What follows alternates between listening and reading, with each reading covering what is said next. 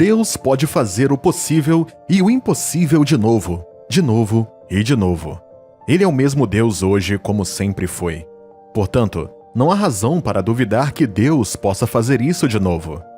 Estes são os versos de uma música que aprendi com meu pastor há muitos anos. Essa música me acompanhou por muitos dias difíceis, quando eu não sabia como sair da minha situação. Querido filho de Deus, eu quero que você saiba que Deus pode mudar essa situação em sua vida se você permitir que Ele o guie. Sei que você orou e tentou muitas outras opções sem sucesso, mas você já parou para descobrir se estava deixando Deus guiá-lo nessa situação? Ele é o Deus imutável. Nenhuma situação pode assustá-lo. Ele é o Deus desde o início dos tempos e conhece todas as coisas. Nada o pega de surpresa. Muitas vezes enfrentamos dificuldades em situações, não porque não acreditamos que Deus possa mudar as coisas, mas porque não nos acomodamos para deixar que Ele nos conduza para fora da situação. Já ouvi pessoas dizerem, se Deus pode, por que Ele simplesmente não faz isso? Se Ele é todo-poderoso, por que simplesmente não faz com que esses problemas desapareçam? Por que Ele não faz esse mal sumir? Elas acreditam no poder de Deus, mas apenas de acordo com sua própria imaginação e termos. E isso as mantém presas a um ciclo, orando e esperando, mas sem saber que ainda falta alguma coisa. Veja, embora Deus possa fazer o impossível, precisamos saber que Ele não se move aleatoriamente.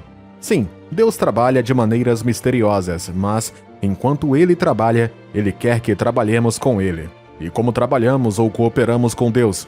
Dando a Ele preeminência e seguindo sua liderança.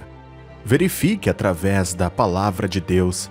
Em muitas coisas que Deus fez na vida do seu povo, eles também tiveram o seu próprio papel a desempenhar. Normalmente, nossas peças são tão pequenas que parecem insignificantes, mas não são. Deus adora quando permitimos que Ele assuma a liderança enquanto seguimos. Não sei em que situação você se encontra ao ouvir esta mensagem. Talvez você esteja em uma situação muito desconfortável agora. Preciso que você saiba que Deus pode mudar essa situação para o seu bem. Para alguém, uma mudança de situação pode significar a cura de uma doença grave. Por outro lado, pode significar o adiamento de um prazo ou veredito que lhe custaria algo valioso. Talvez a sua liberdade, relacionamento, bens ou abrigo. Talvez a sua própria mudança de situação seja o desejo de experimentar um milagre transformador na sua situação financeira, na sua saúde ou em outra área da sua vida.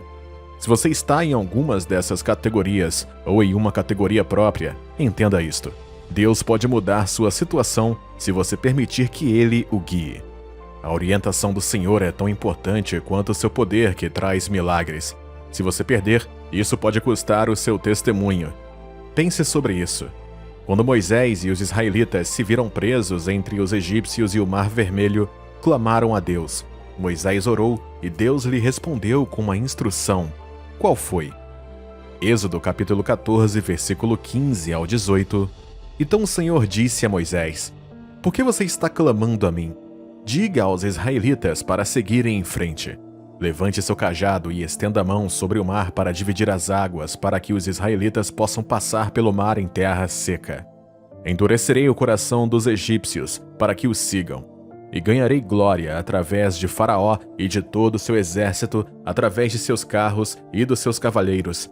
Os egípcios saberão que eu sou o Senhor quando eu for glorificado por meio do Faraó, dos seus carros e dos seus cavaleiros.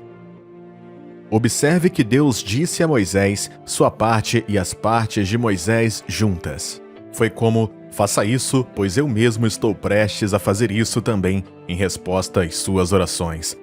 Logo após esta instrução, a Bíblia nos diz que Deus entrou imediatamente em ação e começou a atacar os carros egípcios, dificultando a aproximação deles aos israelitas, dando a Moisés tempo suficiente para agir de acordo com a instrução que acabou de receber. Deus não faz as coisas pela metade, mas a sua inação em relação à sua orientação tem o poder de interromper a sua obra a meio caminho da sua vida. Se você permitir, Ele mudará as coisas para ti. Se Moisés tivesse dito, mas Deus, o Senhor é todo-poderoso, porque o Senhor simplesmente nos leva através do mar, ou vira o exército egípcio para o outro lado, ou os esmaga de uma vez só, ou os faz sumir para que não tenhamos que fazer nada. Tanto ele quanto toda a nação teria ficado presa lá até depois da recuperação dos egípcios, e eles teriam sido esmagados. por quê? Porque Moisés teria se recusado a deixar Deus guiá-lo.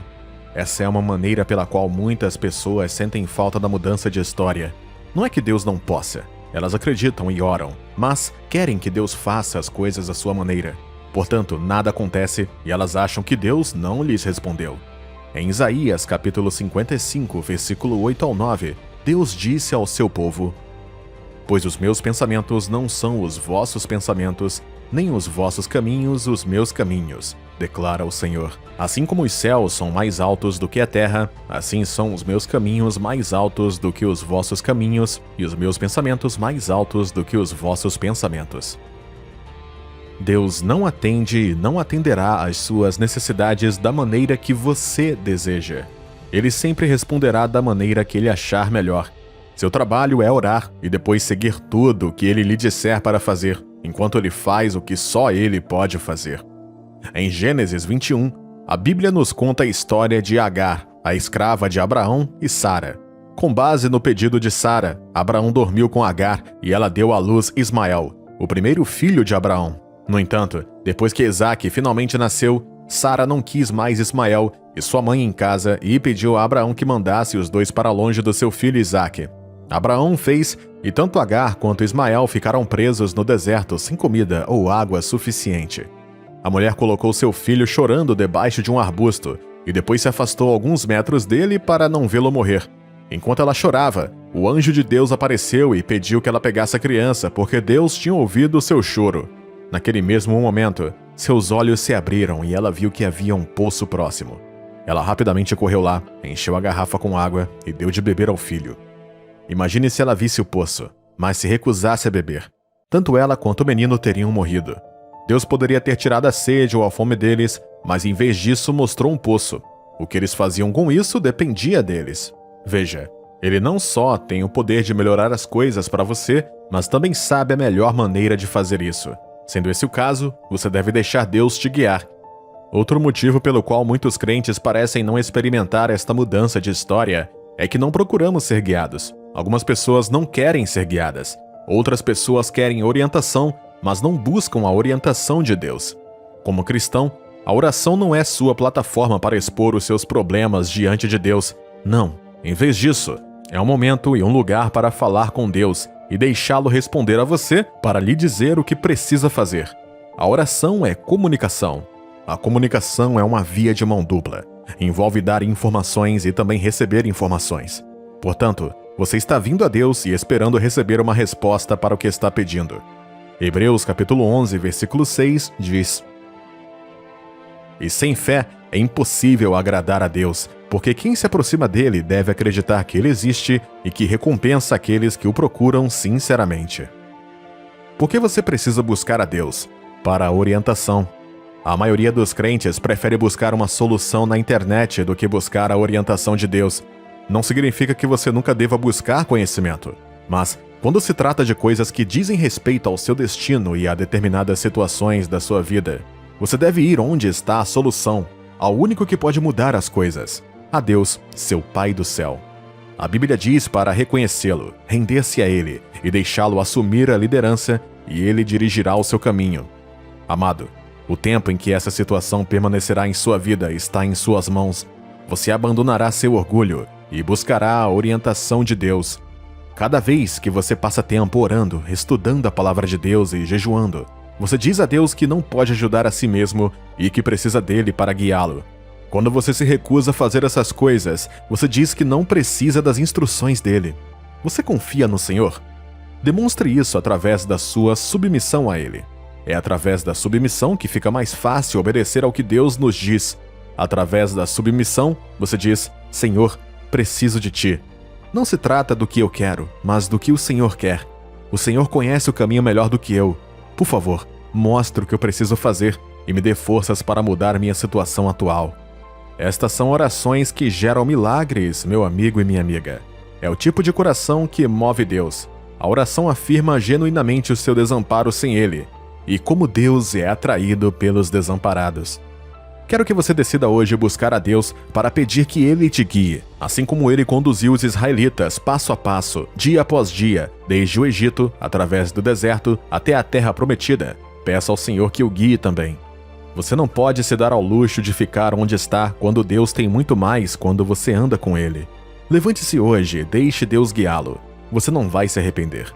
No final, vale a pena acreditar e obedecer a Deus. No final, seguir a orientação de Deus sempre compensa. Quem são os escolhidos de Deus? O que significa quando dizemos que você é um escolhido de Deus? A Bíblia diz em 1 Pedro, capítulo 2, versículos 9 ao 10: Vós, porém, sois raça eleita, sacerdócio real, nação santa, povo de propriedade exclusiva de Deus, a fim de proclamardes as virtudes daquele que vos chamou das trevas para a sua maravilhosa luz. Vós sim, que antes não erais povo, mas agora sois povo de Deus, que não tinhais alcançado misericórdia, mas agora alcançastes misericórdia. Esta passagem nos diz quem são os escolhidos de Deus de uma forma muito simples. São aqueles que responderam ao seu chamado para sair das trevas para a sua maravilhosa luz. Aqueles que receberam a sua misericórdia e se tornaram seu povo. Todas essas coisas não são coisas feitas na carne, mas será que elas se originam em seu corpo ou nas suas emoções? Não. Há sinais? Sim. No entanto, tudo isso é um produto da fé que aproveita da graça salvadora de Deus para transformar você. Jesus disse que muitos são chamados, mas poucos são escolhidos. O chamado é para todos, mas apenas aqueles que responderam a esse chamado saem das trevas para a luz. Saem da ira do pecado para receber a misericórdia e saem da multidão para servir o propósito especial de Deus para as suas vidas. Estes são chamados os escolhidos de Deus. Você já recebeu Jesus como seu Senhor e Mestre, se rendendo aos seus princípios e à sua palavra como autoridade máxima em sua vida? Ao fazer isso, você pode não ver uma mudança física que prove que algo aconteceu ou que você foi transferido do domínio de Satanás para a família de Deus. Contudo, através da fé, Deus incluiu você espiritualmente e você se tornou o seu escolhido. Deus também pode escolher você dentre o seu povo para servir a um propósito especial neste mundo. Como tal, você se torna o escolhido de Deus para esse propósito. Por exemplo, Deus falou sobre Jesus em Isaías capítulo 42, versículo 1. Eis aqui o meu servo a quem sustenho, o meu escolhido em quem a minha alma se compraz. Cada um de nós, como filhos de Deus, foi escolhido no mundo, mas além disso, Deus ainda pode escolher você e eu para obras especiais de serviço para a sua glória. Ao longo dos tempos, Deus sempre escolheu homens e mulheres para servirem aos seus propósitos nas suas gerações. Abraão e Sara foram escolhidos para serem os fundadores de um novo povo santificado a Deus num mundo corrupto. José foi escolhido para ser o salvador de sua família e de inúmeras vidas. Moisés foi escolhido para liderar os israelitas para fora do Egito. Arão foi escolhido para se tornar pai dos sacerdotes de geração em geração. Josué foi escolhido para liderar os israelitas na terra prometida. Davi foi escolhido para governar a nação de Israel segundo o coração de Deus. João Batista foi escolhido para introduzir o Messias, Jesus. Quando você for escolhido fora do mundo do pecado ou dentre o povo de Deus na luz, certas coisas começarão a acontecer em você. Essas coisas serão sinais de que você não é mais quem era e que agora você é o escolhido de Deus. O primeiro sinal de que você foi escolhido por Deus é que você estará separado para Ele. A Bíblia diz em 2 Coríntios, capítulo 6, versículos 16 ao 18. Que ligação há entre o santuário de Deus e os ídolos? Porque nós somos santuários do Deus vivente, como Ele próprio disse. Habitarei e andarei entre eles. Serei o seu Deus e eles serão o meu povo. Por isso, retirai-vos do meio deles, separai-vos, diz o Senhor. Não toqueis em coisas impuras, e eu vos receberei. Serei vosso pai, e vós sereis para mim filhos e filhas, diz o Senhor Todo-Poderoso. Esse versículo não estava sendo escrito para incrédulos. Pelo contrário, foi escrito para os cristãos, aqueles salvos pela fé em Jesus. Contudo, a palavra estava mostrando que eles teriam que viver uma vida separada e dedicada somente a Deus. O que significa estar separado para Deus? Significa estar entregue a Ele. Significa dar a Deus o controle de sua vida. Quando você for escolhido por Deus, você começará a perceber que se sente mais atraído a honrar a Deus com quem você é e com o que faz do que costumava ser. Você sentirá que tudo que Deus te dá não é seu, mas dele, e deve ser usado somente para seus propósitos. Você se considerará um vaso de Deus e não desejará nada que dê espaço ao pecado ou desonre a Deus em seu corpo. Isso também se aplica aos escolhidos para cumprir uma tarefa divina. Você não vai mais se encaixar como antes. Em vez disso, você se sentirá diferente e atraído mais pela direção do chamado de Deus do que pela multidão. Por exemplo, Moisés provavelmente não sabia que Deus o havia escolhido para libertar os israelitas, mas ele sentiu dentro de si um impulso para fazer algo para ajudá-los. É claro que ele matou um egípcio, o que o levou ao exílio do Egito, dando a Deus a oportunidade de prepará-lo durante os próximos anos. Da mesma forma, um sinal de que você é o escolhido de Deus é que você não se encaixa mais e sente desejo de seguir apenas a vontade de Deus para a sua vida. Isso significa que você não se sente mais confortável praticando seu antigo modo de vida, pecaminoso ou não. Mesmo se você cair novamente, você será rápido em assumir sua posição e se afastar de tudo que te fez cair. Colocar Deus acima de tudo em sua vida é um sinal de que você foi escolhido. O segundo sinal de que você é o escolhido de Deus é que o Espírito Santo te guiará e agirá através de você.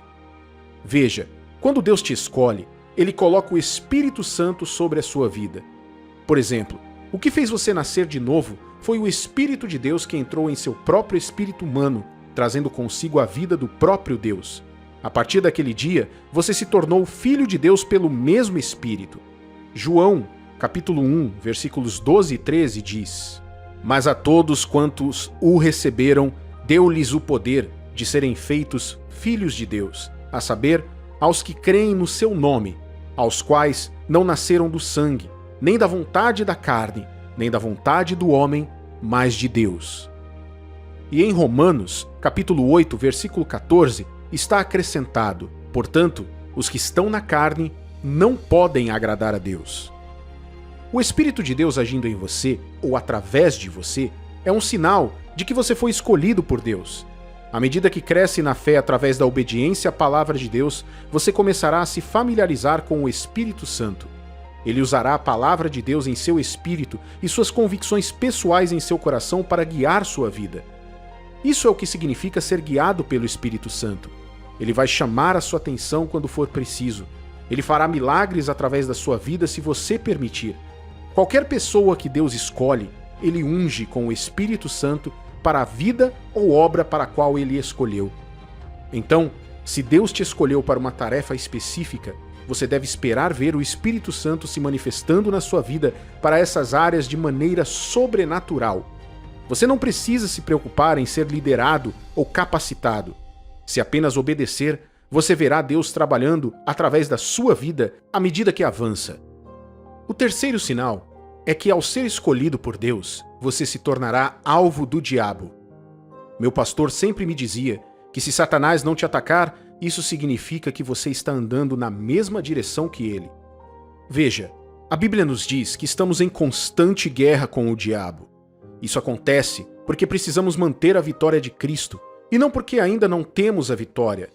Isso é chamado de luta da fé. Você sabe, o diabo foi derrotado por Jesus. Contudo, ele agora tenta nos convencer de que não temos a vitória sobre ele e que não somos quem Deus diz que somos. É por isso que ele luta contra você com doenças, escassez e outras provações, mesmo quando a Bíblia diz que Jesus levou suas doenças e Deus provê todas as suas necessidades de acordo com suas riquezas em glória. Quando você está sob o domínio do diabo, ele não precisa te atacar porque você é escravo dele. No entanto, no momento em que você ficar do lado de Deus, e especialmente quando Deus te escolher para a obra especial para o qual ele está te chamando, o diabo irá te atacar com todas as forças. Quando você começar a ver desafios, principalmente contra um ato de desobediência a Deus, saiba que é porque você foi escolhido por Deus. O diabo tentou Jesus para que ele ficasse longe da cruz. Ele tentou impedir os israelitas de saírem do Egito e de irem para a terra prometida. Ele tentou corromper Pedro, mas Jesus orou por ele. Ele percebeu que Pedro tinha um grande destino e havia sido escolhido por Deus para grandes coisas. Pense em José, Davi, Moisés e muitos outros. Às vezes, o que você enfrenta pode não ser um desafio, mas uma onda constante de tentações e pesos que querem manter você escravo dos vícios, apegos, relacionamentos prejudiciais, favores ímpios e assim por diante. Essas coisas geralmente começam como presentes inofensivos, mas logo se revelam como iscas do diabo para impedir que você cumpra o que Deus quer que você faça. Este é um forte sinal de que você é um escolhido de Deus e está destinado a grandes coisas. Por último, mas não menos importante, é o quarto sinal de que você foi escolhido por Deus. Você receberá a ajuda dos anjos de Deus. A Bíblia fala de anjos em Hebreus capítulo 1, versículo 14. Não são todos eles espíritos ministradores enviados para serviço a favor dos que hão de herdar a salvação? E acrescenta no Salmo 91, versículos 11 ao 13, porque aos teus anjos dará ordens a teu respeito, para que te guardem em todos os teus caminhos. Eles te sustentarão nas suas mãos, para não tropeçares na alguma pedra. Pisarás o leão e a áspide, calcarás aos pés o leãozinho e a serpente. A ajuda dos anjos é herança do Filho de Deus e principalmente daquele escolhido por ele para a sua obra. Eu sempre disse às pessoas que nunca se pode subestimar um homem ou uma mulher que Deus escolheu. Deus pode intervir na vida dessa pessoa a qualquer momento. Ela pode parecer indefesa diante de uma situação, mas ela jamais ficará presa.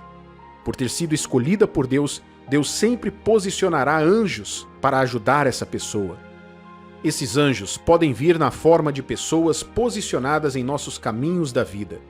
O trabalho deles é nos manter seguros e fornecer tudo o que precisamos para ser quem Deus deseja que sejamos. Se o inferno se levantar contra você, como uma pessoa escolhida por Deus, você não terá motivo para temer.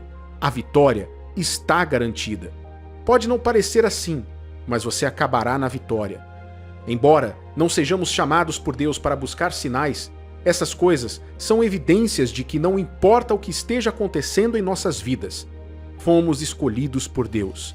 E como Pedro escreveu, somos encorajados e inspirados a proclamar os louvores de Deus através das nossas vidas. Como você sabe que está no caminho certo? Você se pega pensando, e se eu realmente não estiver onde Deus quer que eu esteja, e estiver apenas fazendo minhas próprias coisas? E se for tarde demais quando eu perceber isso amanhã? Um dos nossos maiores medos é descobrir no final que fizemos tudo por nada e que todos os nossos sacrifícios e trabalho foram em vão. Contudo, o Filho de Deus tem a bendita esperança de que, mesmo quando não sabemos onde estamos ou não conseguimos explicar completamente como está a nossa vida no momento, podemos ter certeza de que saberemos se estamos no caminho certo ou não. Como Filho de Deus, você não precisa temer porque o Espírito de Deus vive em você e ele sempre dirá quando algo está certo ou quando você está tomando o caminho errado. Esta é uma promessa da boca do próprio Deus ao seu povo. E você pode ter certeza de que, por ser um dos seus filhos, não será uma exceção. Isaías capítulo 30, versículo 21 diz: quer você se vire para a direita ou para a esquerda, seus ouvidos ouvirão uma voz atrás de você, dizendo: este é o caminho, ande nele. À medida que você faz sua jornada pela vida, Deus usará diferentes métodos para dizer que você está no caminho certo. Quando você receber a confirmação de Deus, independentemente de como você se sente ou das coisas que pode estar vendo, continue, você terminará bem. Antes de compartilhar alguns sinais que Deus usa para dizer que você está no caminho certo, quero que saiba que antes de poder dizer se está no caminho certo ou errado, precisa saber para que destino está indo e se a direção que você está tomando leva até lá. Eu uso essa ilustração quando compartilho sobre escolhas de vida. Se eu precisar viajar para um estado no leste do meu país, não posso dirigir para um estado do norte, oeste ou sul. Se enquanto eu estiver no veículo em direção ao leste, o motorista fizer uma curva e começar a seguir para o sul, eu ficaria preocupado. Eu perguntaria qual era o problema e, se necessário, sairia do veículo, porque eu conheço meu destino, e embora possa não conhecer todas as estradas intermediárias, pelo menos posso dizer que seguir um caminho na direção errada não me levaria até lá. Se eu estivesse usando um GPS, ele me diria quando estou saindo do curso e como voltar ao caminho certo. Da mesma forma, à medida que você viaja por este mundo, haverá diversões e distrações que poderão desviá-lo temporariamente do caminho que Deus traçou para você. O inimigo pretende usar esses descarrilamentos para desviar muitos santos e conduzi-los por um caminho de destruição. Daí o medo entre muitos e a pergunta: estamos no caminho certo? Agora, aqui estão alguns sinais que Deus enviará para dizer que você está no caminho certo e que deve permanecer nele. É um sinal de que você está no caminho certo quando Deus está confirmando o seu destino. O que isto significa? Você se lembra de Josué na Bíblia, o servo que mais tarde conduziria os israelitas à terra prometida após a morte de Moisés? Bem, depois que Josué foi ordenado para liderar o povo, ele deve ter ficado dominado pelo medo e pela incerteza. Talvez ele até se sentisse perdido. Porém, Deus veio e falou com ele sobre seu destino. Deus disse o que ele precisava fazer naquele momento, e era para ser forte e corajoso. Ele garantiu a Josué a sua presença com ele para apoiá-lo onde quer que fosse. Se você está em um caminho onde não consegue encontrar nenhuma confirmação e segurança divina, seja através da paz em seu coração ou de uma palavra de Deus, então você pode não estar no caminho certo. Mas se você sente uma paz que o mantém em movimento apesar do caminho parecer difícil, então você está no caminho certo. Lembre-se de que ele disse que dirá quando virar à esquerda ou à direita. Outro sinal que Deus está dizendo que você está no caminho certo é que você tem os resultados que o levam em direção ao que Deus falou para a sua vida. Os resultados podem ser enganosos, portanto, você precisa saber distinguir entre resultados aprovados por Deus e aqueles que não são. Até o diabo pode fazer alguém prosperar, desde que essa prosperidade o afaste cada vez mais de Deus. Você não pode usar o sucesso ou a prosperidade para indicar que está fazendo as coisas certas. As pessoas se curvam ao diabo, roubam, mentem, trapaceiam e até matam para ganhar milhões ou ter sucesso na vida. Seus resultados não significam que estejam no caminho certo. Durante a tentação no deserto, o diabo disse a Jesus que se ele apenas se curvasse diante dele, lhe daria todas as riquezas e poder deste mundo. Porém, o sinal de um caminho certo com Deus é que os resultados que você está obtendo o levam a coisas que Deus falou para a sua vida, e não são produto de qualquer compromisso. Isso significa que quaisquer resultados que você obtenha estão alinhados e apoiados pelo que a palavra de Deus diz sobre santidade e trabalho legítimo. Significa que você não está economizando para conseguir o que deseja. Significa que os resultados que você obtém glorificam ao Senhor. Esse processo pode ser longo e desconfortável, mas é o caminho de Deus. A estrada pode ser acidentada, mas você sabe que sempre levará ao seu destino. Lembre-se de que se você realmente precisa chegar a um lugar, não deixará que o percurso acidentado o impeça de chegar lá. Você suportará a estrada porque sabe que cada minuto o aproxima cada vez mais do seu destino. Deus está dizendo que você está no caminho certo se as coisas que você busca têm motivação eterna, mesmo que sejam bens terrenos. A Bíblia deixou claro que fomos criados para, em última análise, glorificar a Deus, amá-lo e cumprir seus propósitos na Terra. Acredito que no centro de todas as nossas diferentes visões, propósitos e chamados, o panorama geral de Deus é que o amamos, o servimos e amamos uns aos outros. Jesus estabeleceu isso quando foi abordado pelo jovem rico que queria saber o segredo para andar com Deus. Jesus disse para obedecer aos mandamentos, e quando disse que tinha obedecido a todos desde criança, Jesus falou o que ele precisava fazer. Em Mateus capítulo 19, versículo 21, Jesus respondeu: "Se queres ser perfeito, vai, vende os teus bens e dá-os aos pobres, e terás um tesouro no céu. Então venha, siga-me." É claro que o jovem se virou e deixou Jesus porque não conseguia se ver separado dos seus bens. Veja, um sinal de que está no caminho certo é que você não está apegado às coisas que lhe foram dadas. Quando você se considera um gestor e Deus como o verdadeiro dono de tudo que você tem, quando o desejo do teu coração é reunir tudo o que puder para poder servir aos propósitos de Deus com isso, você está no caminho certo. Por exemplo, um homem quer ser o maior cirurgião do mundo, não porque quer ser famoso, mas ajudar o maior número de pessoas. Quando ele se vê como um embaixador de Deus na área médica para tratar e curar as pessoas e estender o amor e libertação de Deus, ele serve ao propósito de Deus. Isso se aplica a cada um de nós como embaixadores da grande comissão. Em Marcos capítulo 16, versículo 15 ao 18, ele lhes disse: "Ide por todo o mundo e pregai o evangelho a toda criatura. Quem crer e for batizado será salvo, mas quem não crer será condenado. E esses sinais acompanharão os que crerem. Em meu nome expulsarão os demônios, falarão em novas línguas, pegarão cobras com as mãos, E quando beberem veneno mortal, não lhes fará mal nenhum. Eles imporão as mãos sobre os doentes e eles ficarão curados. Deus vê o coração e você não pode fingir essas coisas. Ele saberá se você está genuinamente buscando ganhos eternos ou terrenos pelo quão apegado e inflexível você é com as coisas deste mundo. Tais apegos tornarão difícil para você manter-se em sintonia com Deus. Sempre haveria um conflito de lealdade se você estivesse dividido entre Deus e seus bens. Se você continuar a seguir os ditames dos seus desejos e não os da glória de Deus, você estará andando fora do caminho certo e isso levará à destruição. A questão é que suas decisões terrenas e seus chamados mudarão e evoluirão com o tempo. O seu caminho pode ser diferente do meu e o meu do seu, quando olhamos para eles de uma perspectiva física. No entanto, como filho de Deus, você deve saber que, do ponto de vista bíblico, tudo o que somos e tudo o que teremos deve sempre ter o mesmo propósito, que é glorificar a Deus. Através do nosso amor por Deus e do nosso desejo de servir ao seu propósito, bem como do nosso amor pelas outras pessoas, podemos saber que estamos no caminho certo. Esses sinais existem para lhe trazer esperança e conforto em todas as coisas. Em dias de incerteza, você pode ouvir como Deus os usa para dizer as mesmas palavras que Jesus disse aos seus discípulos ao subir ao céu: "Eis que estou convosco até o fim dos tempos." Continue andando no caminho de Deus. Seu destino é brilhante e a vitória está garantida. Será que todos deveriam saber o que você está fazendo? Será que é o sensato sempre contar às pessoas o que está acontecendo em sua vida ou seus planos para o futuro? Nesse vídeo, compartilharei alguns dos principais motivos pelos quais você nunca deve se apressar em contar a alguém o que está fazendo.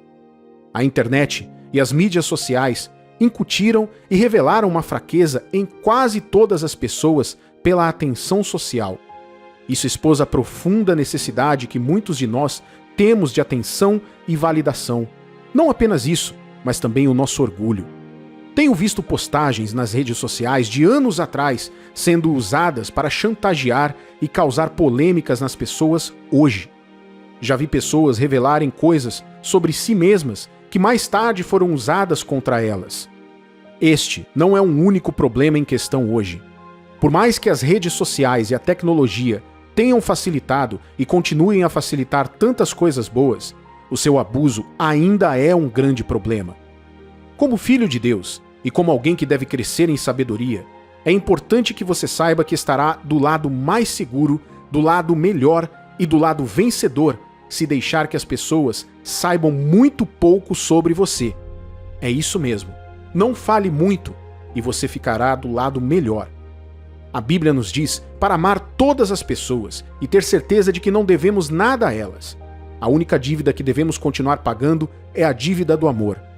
Romanos, capítulo 13, versículo 8, diz: "Que nenhuma dívida permaneça pendente, exceto a dívida contínua de amar uns aos outros, pois quem ama os outros cumpriu a lei." Ao caminharmos em amor, demonstramos que de fato somos filhos de Deus.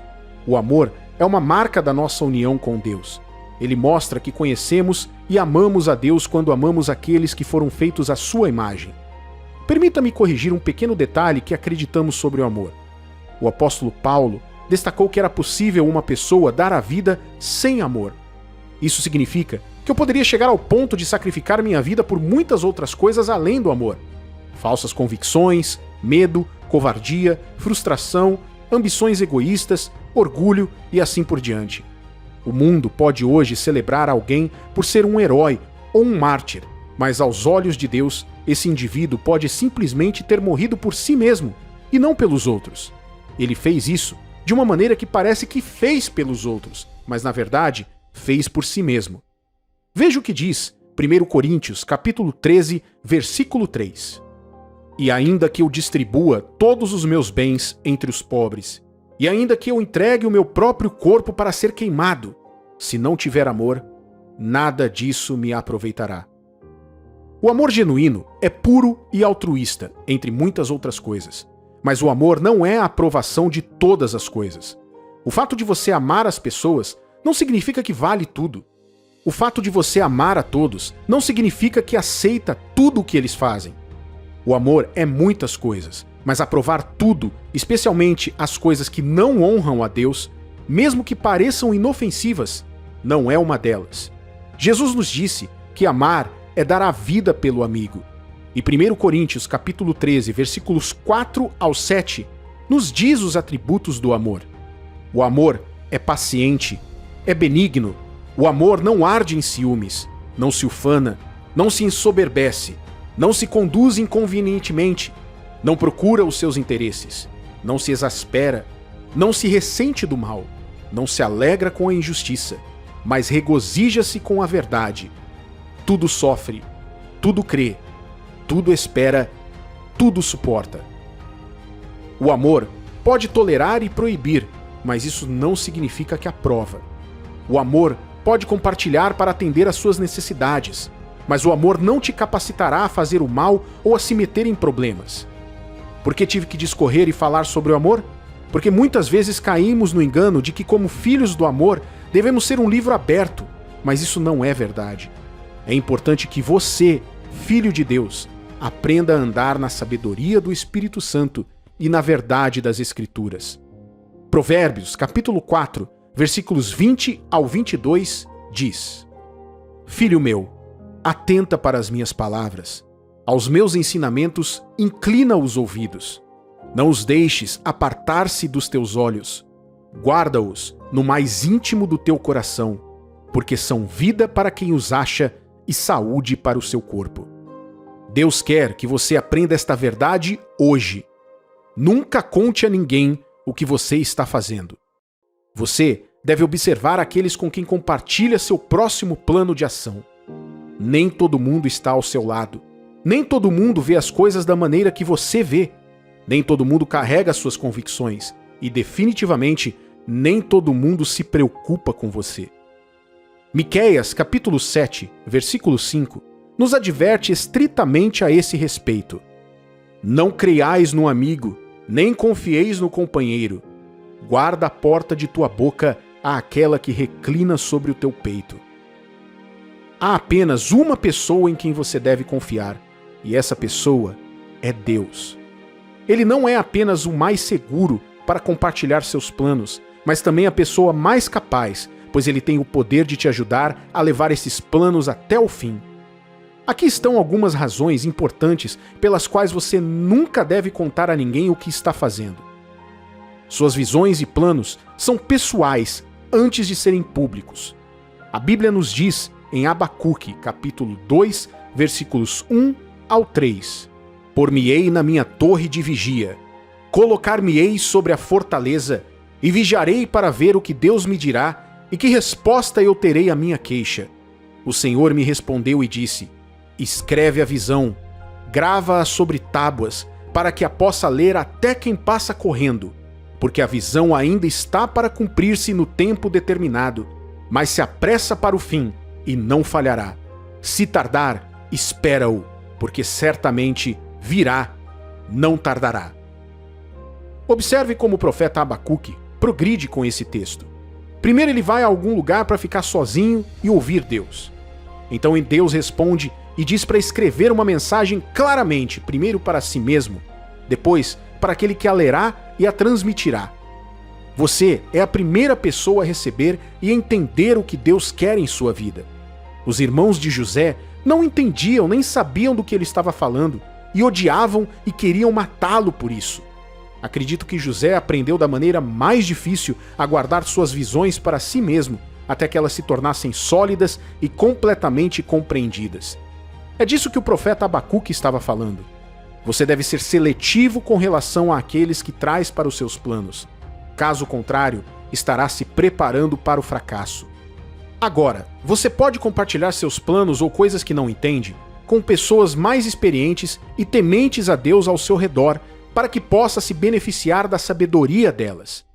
No entanto, isso deve ser feito depois de você ter orado sobre o assunto, tendo recebido a orientação de Deus para compartilhar e então se organizado para perguntar apenas na área em que precisa de clareza, não revelando tudo o que tem em mente. Lembre-se, nem todos entenderão o que Deus está dizendo a você. E está tudo bem se estiver alinhado com a fé e a verdade da palavra de Deus. Portanto, tanto para o seu bem quanto para o deles, não conte a todos os detalhes do que você está fazendo. Algumas das pessoas ao seu redor não pensam nos seus melhores interesses e podem querer te impedir. Você pode não acreditar nisso, mas o tempo e a oportunidade revelarão que muitas das pessoas ao seu redor não pensam nos seus melhores interesses. Deixe-me dizer isso novamente, mas de forma mais explícita. Algumas pessoas foram plantadas em sua vida pelo diabo, ou estão sendo manipuladas por ele para te derrubar. Se você tem acompanhado nossos vídeos anteriores, deve ter me ouvido dizer isso. Você deve pedir a Deus que abra seus olhos para as pessoas que ele plantou em sua vida e para aquelas que o inimigo plantou. Dessa forma, você saberá com quem deve ter cuidado e a quem deve estar aberto. Já vi supostos amigos sabotarem os projetos dos outros por despeito.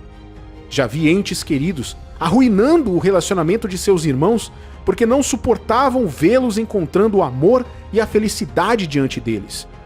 Muitos estão com inveja, frustrados ou simplesmente rancorosos. Dizer a essa pessoa o que você está fazendo é se preparar para o fracasso. Você nunca deve cair nessa armadilha, não importa o quanto você os ame. Muitos não acreditam em você e anteciparão o fracasso para você. Outra razão pela qual você deve ter cuidado com quem compartilha seu próximo plano de ação é que algumas das pessoas a quem você pode decidir contar não acreditam em você. Elas podem te amar e se preocupar com você, mas não te veem da maneira que Deus te vê ou do potencial que você acredita ter. Esse é o tipo de pessoa que só torce e se identifica com você quando você vence. Enquanto você está construindo, eles anteciparão seu fracasso e esperarão ouvir sobre sua queda. Você deve confiar em Deus para te ajudar a apontar esse tipo de pessoa e evitá-la. Você precisa de pessoas em sua vida que acreditem em você e que torçam para que você vença. Não importa quantas vezes você fale ao longo do caminho. Muitos irão te desencorajar de seguir em frente. Você nem sempre deve contar o que está fazendo, porque muitas pessoas ao seu redor apenas irão te desencorajar. Às vezes, pessoas assim não necessariamente odeiam você. Talvez elas apenas tenham medo de ver você falhar. Ou talvez acreditem e saibam que você pode ter sucesso, mas seu sucesso afetará seu relacionamento com elas. Consequentemente, por motivos egoístas, elas mantêm você no mesmo lugar por anos, fazendo tudo o que podem para impedir que você siga em frente. Jesus teve que repreender o apóstolo Pedro, porque ele pensou que estava fazendo algo de bom ao dizer a Jesus para não morrer na cruz. Mal sabia ele que a morte de Jesus seria a salvação final da humanidade. Ele não sabia que estava impedindo que isso acontecesse ao tentar desencorajar Jesus. Por último, mas não menos importante, muitos não se importam com o que você está fazendo e, portanto, não lhe darão qualquer apoio. Às vezes, uma das razões pelas quais muitos de nós compartilhamos nossos planos com outras pessoas é para encontrar apoio. Desejamos orações, encorajamento e apoio. O suporte nos diz que não estamos sozinhos. Diz que estamos rodeados de pessoas que acreditam na nossa ideia. Isso aumenta a nossa moral e nos inspira. No entanto, você deve se certificar de que pessoas ao seu redor realmente se importam o suficiente para te apoiar. Até que você possa verificar se as pessoas se importam, você nunca deve contar a ninguém o que está fazendo. À medida que amadurece, você aprenderá que nem todo mundo ama ou se preocupa com você. Muitas pessoas só se preocupam consigo mesmas e como podem se beneficiar de você. É por isso que amizades genuínas são difíceis de encontrar. Se você encontrar uma, considere-se abençoado. É minha oração que Deus te conceda sabedoria e te separe das pessoas que não pensam nos seus melhores interesses e daquelas que não estão nos planos de Deus para a sua vida. Os anjos são reais. E embora não os vejamos andando pelas ruas, eles protegem os filhos de Deus dos males deste mundo. Algumas pessoas tiveram o privilégio de testemunhar anjos em formas corporais em tempos passados e até mesmo na Bíblia. Por exemplo, o nosso patriarca da fé, Abraão, foi visitado por anjos que anunciaram o nascimento de Isaque. Essa promessa se tornou realidade exatamente 1 ano depois de ter sido feita. Ló, sobrinho de Abraão, também viu os mesmos anjos quando chegaram a Sodoma. O profeta Ezequiel, entre outros profetas como Eliseu e Isaías, também viu os anjos de Deus diversas vezes. Quando a casa de Eliseu foi cercada por uma tropa inimiga enviada para capturá-lo, ele não teve medo. Ele até disse ao seu servo que tinha seus próprios exércitos ao redor, que eram muito maiores do que os do inimigo. Segundo Reis, capítulo 6, versículos 16 e 18, fala sobre isso. Diz: Ele respondeu: Não temas, porque mais são os que estão conosco do que os que estão com eles. Orou Eliseu e disse: Senhor, peço-te que lhe abra os olhos para que veja. O Senhor abriu os olhos do moço, e ele viu que o monte estava cheio de cavalos e carros de fogo, em redor de Eliseu. E como desceram contra ele, orou Eliseu ao Senhor e disse: Fere, peço-te, esta gente de cegueira. Feriu-a de cegueira, conforme a palavra de Eliseu. Não admira que o profeta tivesse tanta confiança. Ele pôde ver com seus olhos espirituais que Deus havia designado seus anjos para cuidar dele. Filho de Deus, você sabia que Deus designou seus anjos para proteger e estar com você em todos os momentos? Embora Deus tenha anjos no céu que o adoram dia e noite para sempre, ele também tem anjos que estão sempre de responsabilidade sobre você. A Bíblia nos diz que eles são espíritos ministradores. Veja o que diz Hebreus capítulo 1, versículo 14. Não são todos eles espíritos ministradores, enviados para serviço a favor dos que hão de herdar a salvação? Quem são aqueles que herdarão a salvação? Aqueles que colocaram a sua fé em Jesus serão libertos da presença do pecado neste mundo quando estiverem com Deus para sempre. Este versículo está falando daqueles que receberam o direito de serem chamados filhos de Deus, ou seja, daqueles que creram e receberam Jesus. Veja o que diz o livro de João, capítulo 1, versículo 12. Mas a todos quantos o receberam, deu-lhes o poder de serem feitos filhos de Deus, a saber, aos que creem no seu nome. Nem todos são filhos de Deus.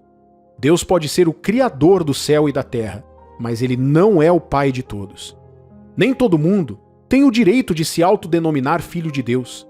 Somente aqueles que creram e receberam Jesus como seu Senhor e Salvador podem fazer isso. Estas são as pessoas que a Bíblia chama de escolhidos de Deus, cristãos e santos. Esses são aqueles que herdarão a salvação. Como filho de Deus, esse versículo está falando de você, e Deus designou seus anjos para estarem constantemente ao seu lado. Um amigo meu me contou sobre uma experiência que teve há alguns anos, quando ainda estava na faculdade. Ele disse que estava orando a Deus e buscando clareza sobre o ministério para o qual Deus o estava chamando. Ele jejuou e orou e ainda esperava em Deus. Parecia que nada aconteceria até que o anjo o visitou. Ele estava com outras pessoas naquele dia e já era bem tarde da noite. Ele se pegou orando por um táxi que levasse ele e seus amigos de volta ao campus daquela noite. Quase imediatamente após a sua oração, um táxi vazio apareceu. Quando embarcaram, ele estava sentado na frente, bem ao lado do motorista, enquanto os demais estavam sentados atrás. Então eles partiram para o campus. Enquanto dirigiam, ele disse que podia sentir a atmosfera mudando. Então, de repente, pareceu que o barulho dos que estavam no banco de trás estava abafado, e o motorista se virou para ele e começou a falar claramente.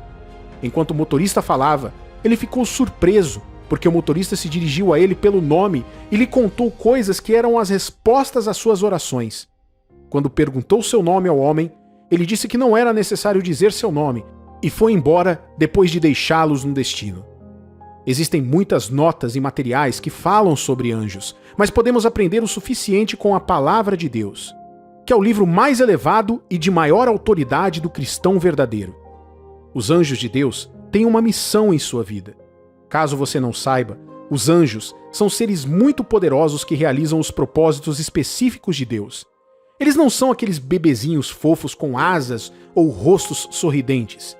Um único anjo de Deus exterminou um exército inteiro de 185 mil soldados em uma noite. Deus demonstra o seu poder na vida de seus filhos da maneira que Ele quiser.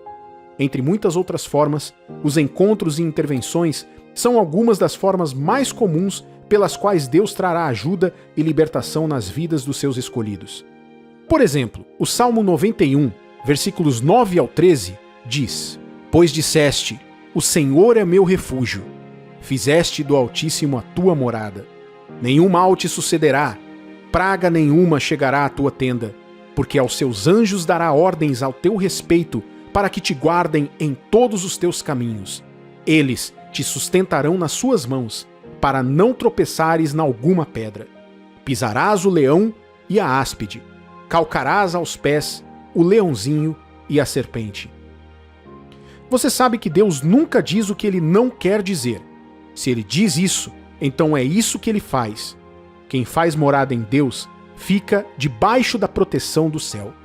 Habitar em Deus significa ser seu escolhido, caminhando em obediência à sua palavra e seguindo a Jesus. Aquele que afirma ser cristão ou crente, mas vive em pecado impenitente, estará à mercê do diabo. Essa pessoa pode se perguntar por que parece que tantas coisas ruins acontecem em sua vida. A verdade é que através de suas ações, ela abre uma porta ao diabo e se escraviza debaixo de sua mão. Através do pecado, nos submetemos ao inimigo em vez de Deus. É como sair do abrigo de sua casa para um campo aberto em um dia chuvoso, sem esperar ficar encharcado. E quando fica encharcado, você não pode culpar a Deus por isso. Os anjos de Deus são suficientes para você, e saber que eles estão sempre aí para te servir é suficiente para te confortar e te dar grande esperança e segurança, não importa o que você enfrente. Daniel não tinha medo na cova dos leões, porque sabia que Deus o libertaria. E o que Deus fez? Ele enviou um anjo à cova com Daniel. Com o anjo ali, nenhum dos leões ousou chegar perto de Daniel. Depois que Satanás tentou Jesus no deserto, a Bíblia nos diz que os anjos vieram e o serviram. A mesma coisa aconteceu durante seu momento de agonia no jardim do Getsemane. Os anjos estão aqui para cumprir o propósito específico de Deus em sua vida. Pode ser para trazer uma mensagem direta de Deus, libertação, uma palavra de encorajamento, cura, orientação, clareza, como no caso do meu amigo, ou provisão. Por quê? Porque você é um herdeiro da salvação. Porém, por mais que Deus envie seus anjos com seu propósito divino, há algo que você pode fazer para ativar a ação dos anjos enviados de Deus em sua vida. Há muitos anos, ouvi certa vez um pregador desafiar seu público dizendo que, como muitos deles não sabiam como colocar seus anjos para trabalhar, seus anjos estavam como se fossem parados em um canto, jogando cartas ou de braços cruzados. Embora ele não quisesse dizer isso literalmente, eu entendi o que ele quis dizer. A Bíblia nos diz em Salmos, capítulo 103, versículo 20, que os anjos são ativados pela voz das palavras de Deus. Bendizei ao Senhor, todos os seus anjos, valorosos em poder, que executais as suas ordens e lhes obedeceis a palavra. Se os anjos estão sempre prontos a obedecer a palavra de Deus, isso significa que você também pode ativá-los em sua vida, declarando essa palavra. Davi usou isso sutilmente no Salmo 91, versículo 9, quando escreveu: Pois disseste, o Senhor é o meu refúgio, fizeste do Altíssimo a tua morada. Em outras palavras, através da sua dependência do Altíssimo e da sua declaração dessa dependência pela fé, nenhum mal te acontecerá e nenhuma praga chegará perto da sua casa. Por quê? Porque Deus dará aos seus anjos o comando sobre você. Quando você fala a palavra de Deus sobre si mesmo, os anjos ouvem essa palavra e respondem a ela como se Deus os ordenasse. A maioria dos cristãos não sabe o quão poderosos eles são. É muito fácil falar sobre derrota, dor, medo, perda. Essas palavras mantêm seus anjos adormecidos. No entanto, quando você diz palavras como Deus é meu refúgio, nele confio, nenhuma arma forjada contra mim prosperará, eu tenho a herança de Deus, sou abençoado por todos os lados, sou favorecido onde quer que eu vá, quem se levantar contra mim cairá por minha causa, não falharei e não serei derrotado em nome de Jesus. Você está dizendo palavras que estão na Bíblia, as palavras de Deus. Seu anjo ouvirá isso, e como efeito musical, isso moverá a agir por você. Só assim você verá milagres vivos diante de seus olhos. Estranhos aparecerão do nada para dar instruções sobre lugares que você não conhece. As pessoas ligarão para você de longe, dizendo que acabaram de conhecer alguém que as lembra de você e que queriam te ligar. Não posso dizer até que ponto os anjos podem ministrar em seu favor, mas posso te dizer uma coisa: eles podem fazer tudo, tanto no espírito quanto no físico, para aqueles que invocam o Senhor, Deus, em nome de Jesus, declarando suas palavras sobre suas vidas. Você não pode esperar vencer um homem que ativou em sua vida os anjos que Deus enviou para te proteger. Mesmo se ele cair, ele se recuperará com grande ajuda. Quando dizemos, você é abençoado, como filhos de Deus, essa é uma das coisas que estamos falando. Você está cercado por anjos, como Eliseu, mas se você não começar a orar e a falar as palavras certas de Deus em sua vida, nada acontecerá. É hora de ativar os anjos enviados. Peça a Deus para abrir seus olhos e te dar forças para falar suas palavras continuamente e com intrepidez sobre sua vida hoje.